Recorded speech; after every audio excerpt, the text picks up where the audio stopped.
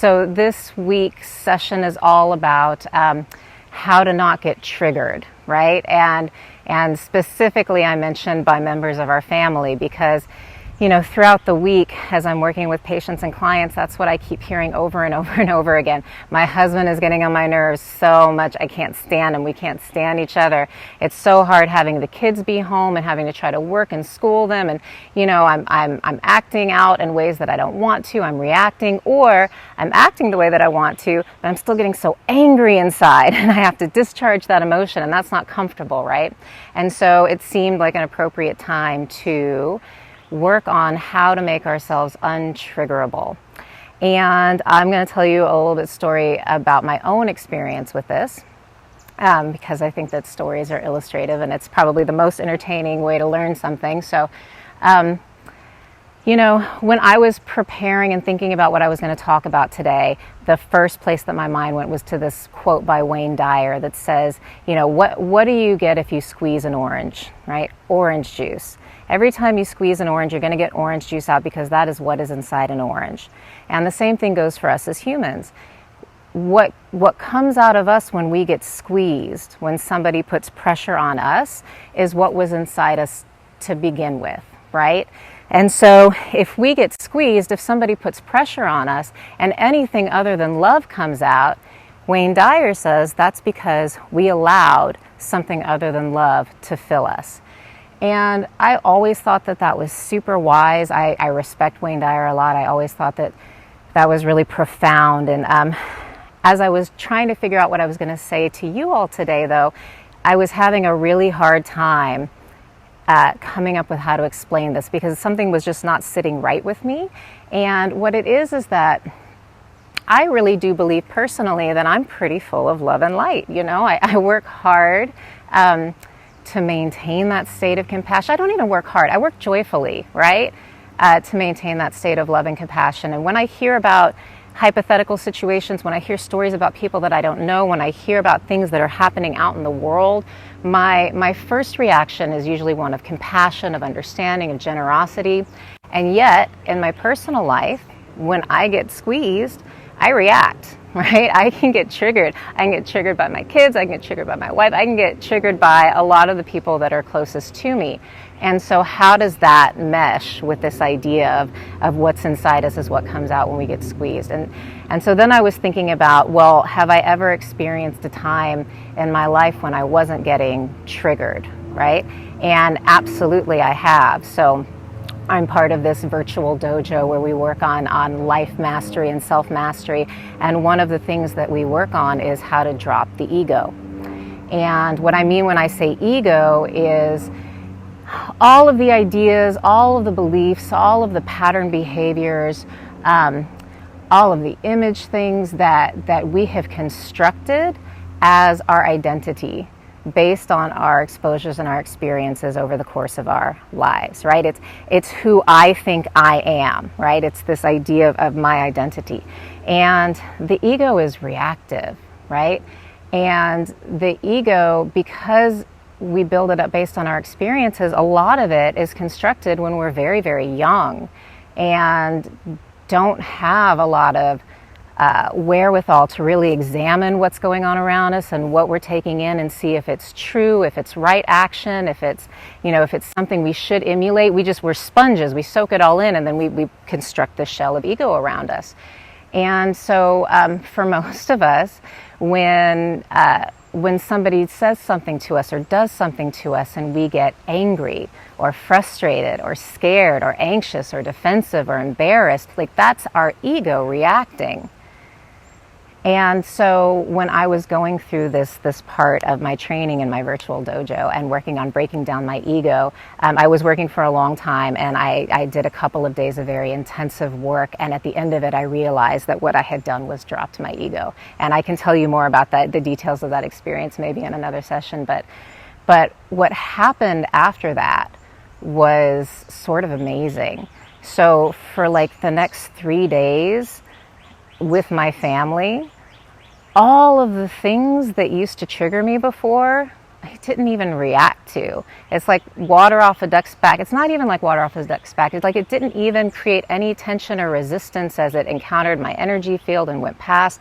I was totally calm and totally unreactive towards it. And then, it takes some practice over time to maintain that. And so over time I would become more reactive, and then I would have to remember to do the practices to break down my ego again. And so what I think is actually happening when we're getting triggered is not that we're getting squeezed and we're not full of love, and so what's coming out of us is the hate and anger and bitterness and insecurity and reactivity that's inside of us. I think that most of us are actually pretty full of love. I think that most people are good-hearted when you get down to their true nature. But I think what's happening is that when we're encountering these situations from the outside, it's hitting the shell of our ego. Sort of like going back to that orange. If you try to bite into a whole orange, you're not going to taste that sweet juice inside. You're going to taste the bitterness of the peel, right? And that peel is like our ego.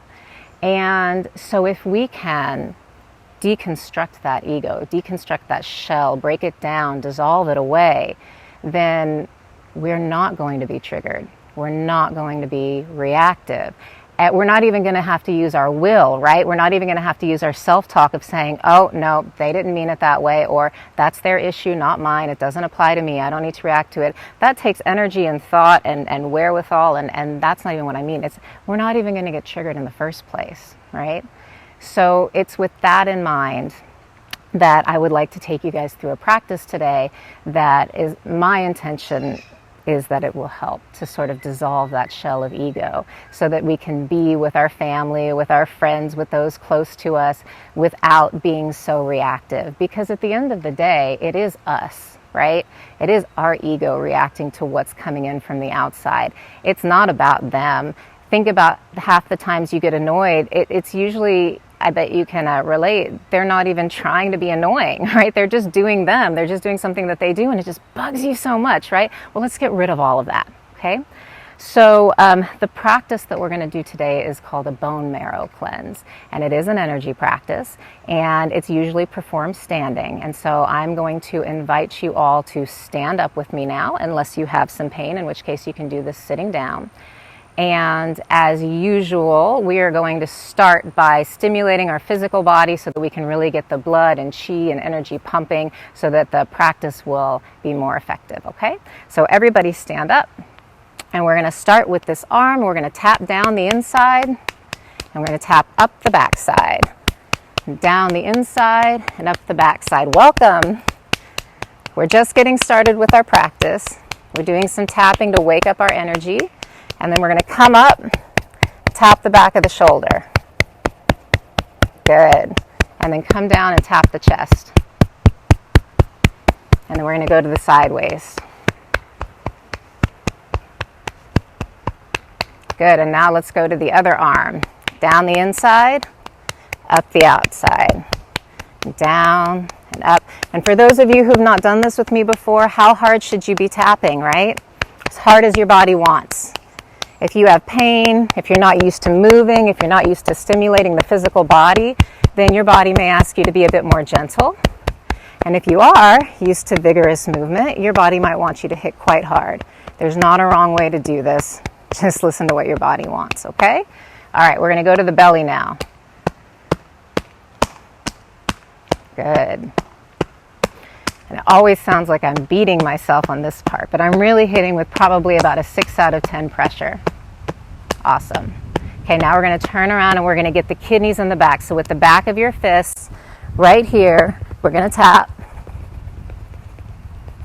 Awesome. Okay, and then we're going to go down to the butt. Just tap a few times.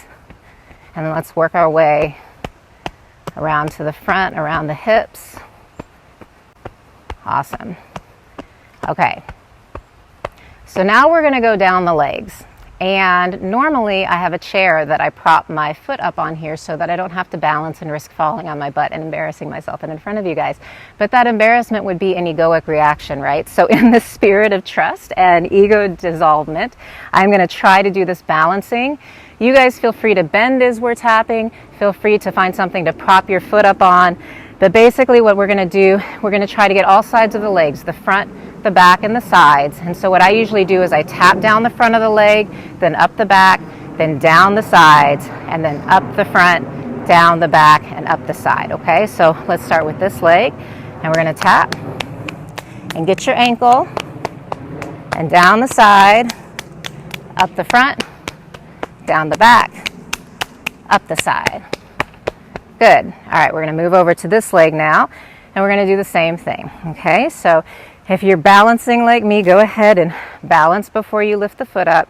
We're going to come up and we're going to go down the front, up the back, down the sides, up the front, down the back, and up the sides. Good. Hit the kidneys a couple more times. Good. Awesome. Okay. So now to come into our practice, we always start in Wu-Ji. So feet together, arms neutral or palms turned to face the universe. And we're going to step out into the ready position. So with one leg, come out. And your feet should be slightly wider than shoulder width distance apart. Your feet are going to be turned out slightly and your knees gently bent outwards over the feet. So don't have the knees bending straight ahead. That's how you hurt your knee, okay? And then to go into the bone marrow cleanse, we're going to swoop one palm behind our back as the other palm comes up over our head. And then we're going to turn the palm down to face our head. And we're going to gently allow it to move in a circle. And you can close your eyes if you want as you do this. And I want you to visualize the cleanest, clearest, purest water coming out of your hand and showering your head. And let any impurity, any stale, stuck, stagnant energy, anything that seems lifeless or unnecessary, allow it to dissolve and wash away under the water. And when you're ready, allow this arm to start to move down the front of you slowly with the palm facing you. And my arm is probably a foot to a foot and a half in front of me. And as it's coming down, allow yourself to see and feel that same water shooting out, showering you, washing away anything but the purest love and light. And you can direct it down the opposite leg, back up, down the leg on the same side of the arm. And then our arm's going to come up to the side with the palm facing the earth. And just allow any of the dirt and grime, any of the impure energy to flow and pour out of the palm of your hand into the earth. And allow this to continue until you feel like all of the dirty, tainted water has come out, and all that's left is that same clean, pure, rushing water. And if you need, you can bounce a little bit to help the dirty water come out. And to bounce, you would go up on your toes and come down onto your heels, over and over. Good. And once this side is running clear, we're going to switch to the other side. And for those of you that feel like there's a lot of dirty water to come out and you're not quite done, you can hold this position or you can move on with us and come back and do it again after, okay? So we're going to switch. So this hand's going to swoop behind your back. This one's going to come over your head, palm up, and then we're going to turn and allow this hand to spin in a circle above your head, washing you clean with the purest, clearest water that you can possibly imagine. And when you're ready, Allow this arm to come down the front of you. This one's just coming in a straight line down almost all the way, but about 1.5 feet out in front of you. And allow that same water to shoot out, cleansing your energy field, washing away anything that isn't pure love and light. And you may experience this cleansing as a dissolving or a melting. Some of you may experience this as like a power wash that just cracks and breaks up any artificial shells and layers that are standing in between who you truly are and the energy of the rest of the world.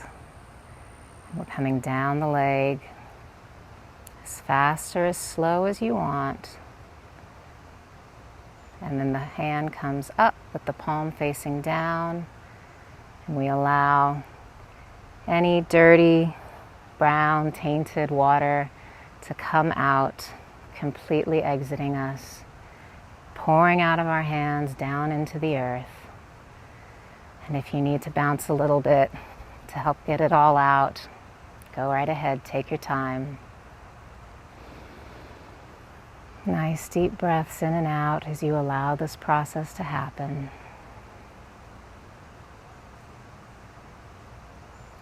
And as you feel the last of the dirty water exiting and the rest coming clean, we're going to switch our hands again.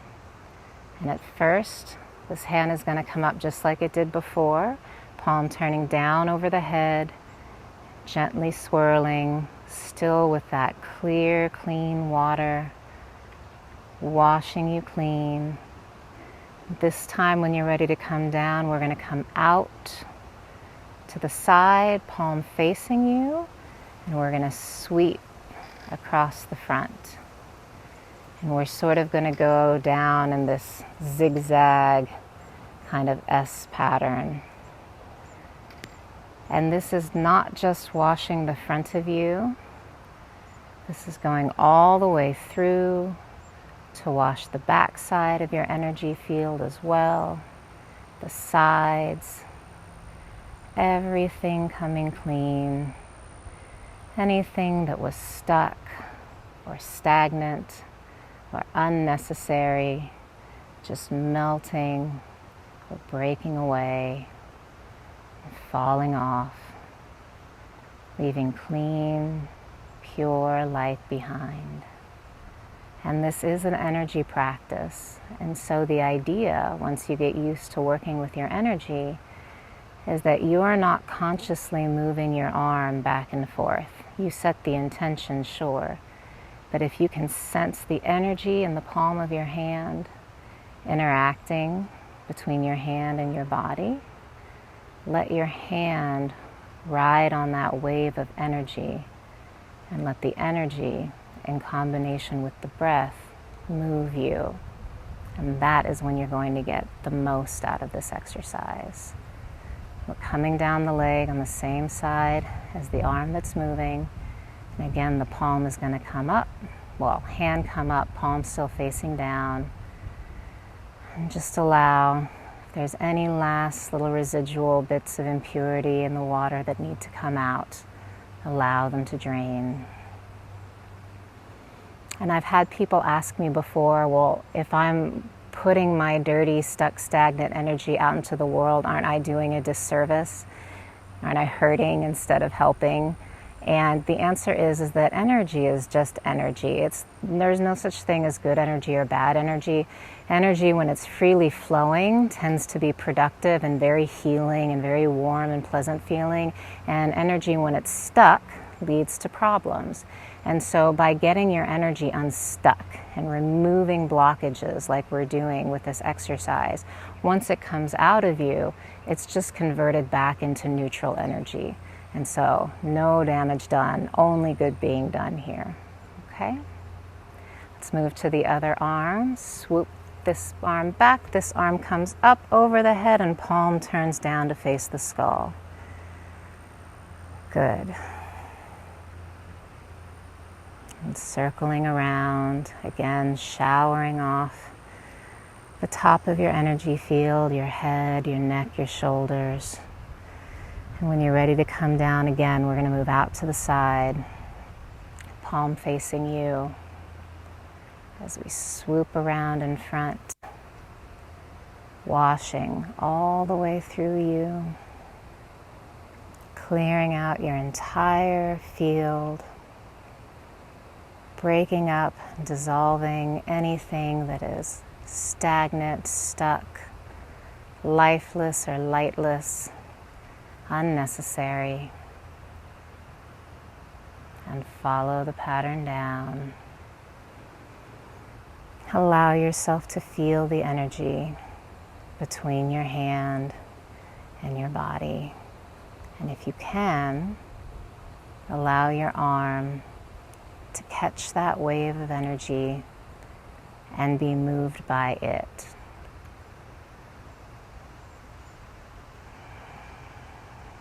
Nice, deep cleansing breaths as we go. Down the leg.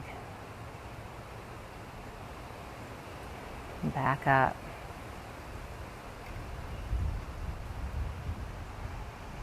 Down the leg on the same side of the body as the arm.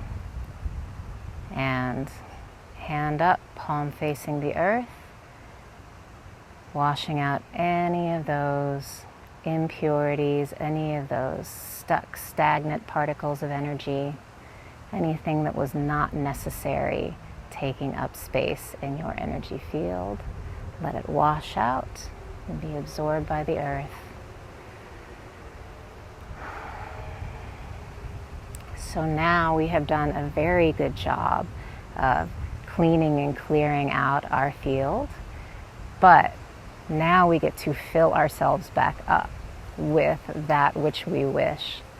And so this next pass with each arm, the movements are going to be the same as what we just did on the second pass, but instead of water, you're going to visualize and feel golden white light seeping into you, absorbing into the bones of your body, filling up the bone marrow until it is glowing with that same golden white light. So let's swoop. And palm turns down.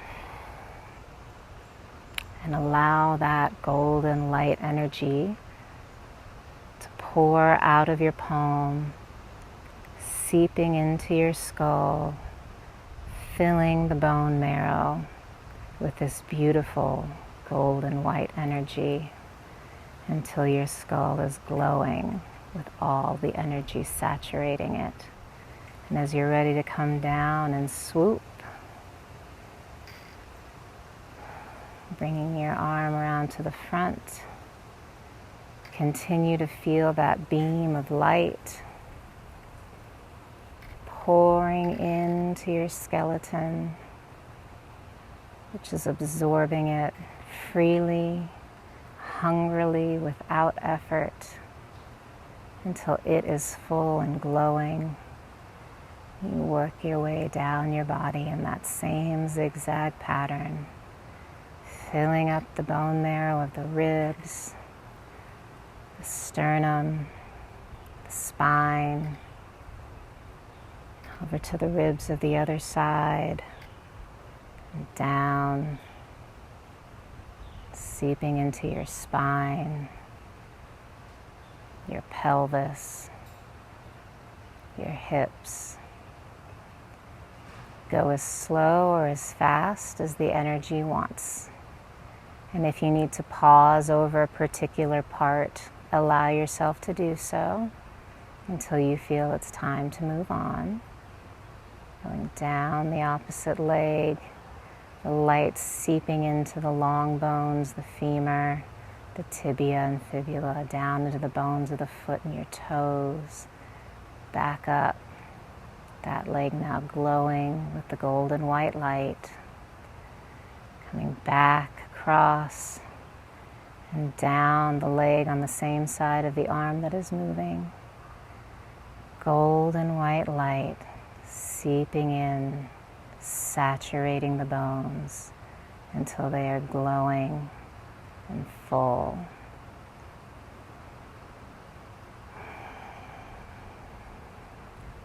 And when you feel done, you can swoop this arm back, and this arm comes to the top, palm turns down, and we are circling. Again, the golden white light seeping into the bones of the skull and down, allowing the energy to saturate through.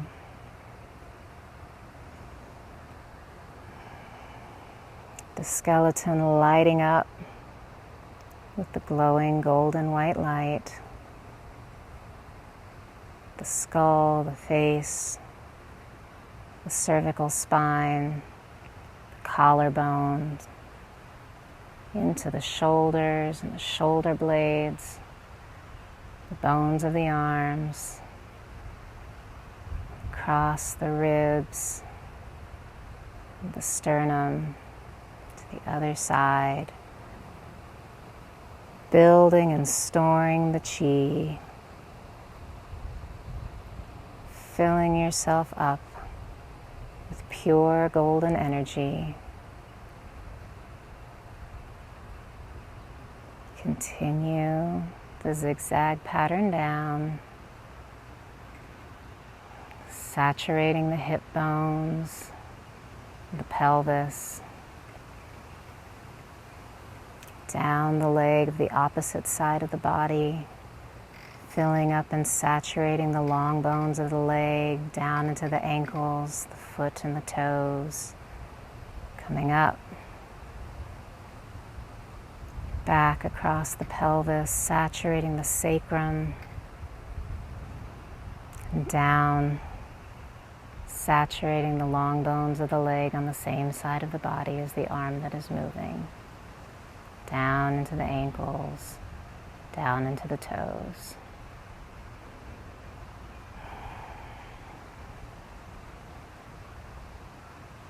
Now that we have filled our bone marrow with pure golden chi, let's pack some into our lower dantian, which is our lower energy center. It's comparable to the first two chakras in Ayurvedic medicine.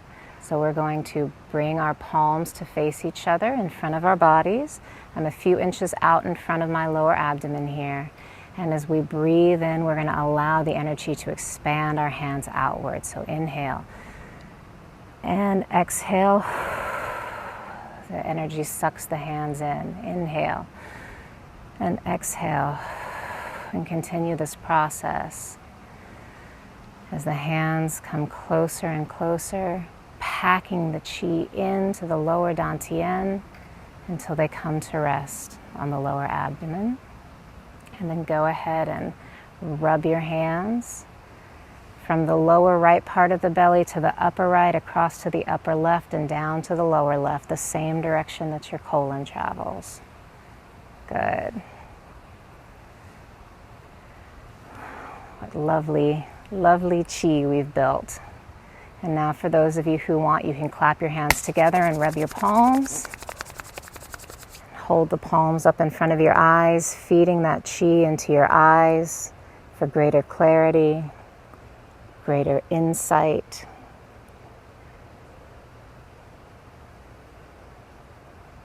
Good. And when you're ready, we're going to come back into Wu Ji by inhaling as we bring our arms up and step our feet back together, and exhaling, bringing your arms down the midline to about the level of your lower ribs, and they part, coming to the side. We're going to do this 2 more times, so one for each energy center or dantian. Inhale up, exhale down,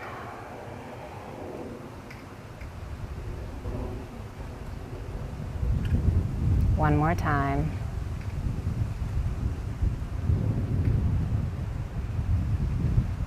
And down. Wonderful. And back into Wu Ji. And so that is your bone marrow cleansing, your practice for today. In addition to hopefully making you a lot less reactive and a lot more calm and comfortable and at peace, this also has the benefit of washing out any impurities or stagnation in your energy field, clearing out pathogens, clearing out disease. It packs you, like I said, full of chi so that you're stronger and more resilient. It helps to balance your autonomic nervous system, so it takes you out of sympathetic overdrive. There's so many benefits to this practice. And to just take a moment to go back to that idea of the ego and the metaphor of the orange, right? And the ego being the peel on the orange that is bitter, that no one wants to bite through. Well, that peel also serves a purpose, right? It protects the orange from the elements, and it keeps the juice and the sweetness inside from being tainted or infiltrated. So it's not that the ego is all bad. It's not that it's useless at all. It's just that most of us constructed our ego unconsciously from things that we were exposed to when we were very, very young. And by breaking it down and washing it away, we have the opportunity to construct consciously the identity that really works in the world, that really allows us to be our best selves, generous, strong, loving, capable, patient, right? So that we can act instead of react, and so that we're not always having to quell our reactions. And so that's my intention and hope for me and every one of you. Thank you again so much for joining me today. I think we're going to keep these on Sunday at 2 o'clock. That seems to be a better time for most people. If you have a strong preference for Saturday mornings, please let me know. I'm going to go with the majority on this one. Otherwise, have a wonderful, wonderful week. And until next time, be well.